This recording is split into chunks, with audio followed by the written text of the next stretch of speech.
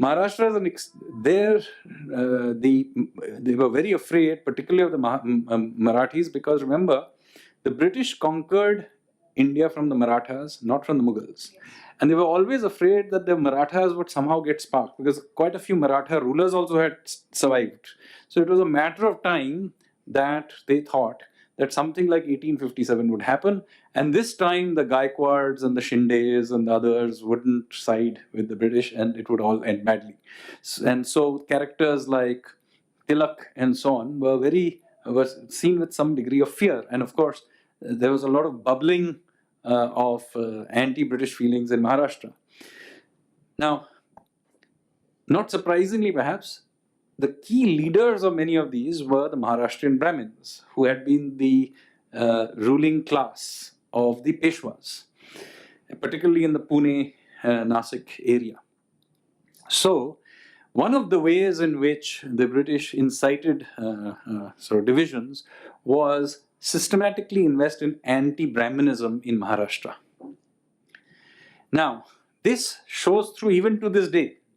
But there was a particular incident which probably illustrates this even more clearly, which is the assassination of Gandhi.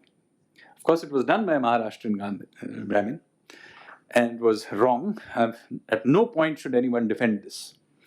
However, what is not told to you is that following that event, there were large-scale riots across India, but particularly Maharashtra, against Maharashtrian Brahmins, in which hundreds, perhaps thousands of them were... 8,000? Yeah, there are many estimates, 8,000. Yes, so large numbers, hundreds, perhaps thousands, and there are many estimates here. This is never talked about. This is important because a very similar thing happened to the Sikhs in 1984 after, right? If we had learned this history of what happened in 1948 with the Maharashtrian Brahmins, we would probably have avoided what happened in 1984. So it is very important. I also want to say something about a specific family.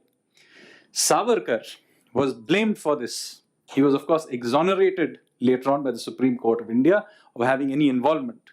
Lesser known is that Savarkar's younger brother, Narayan Savarkar, who was, by the way, himself, in his own right, a major freedom fighter, was stoned to death by a mob 2 or 3 days after Gandhi assassination. Who was the person who was hanged for his death? Godse was hanged for Gandhi's killing.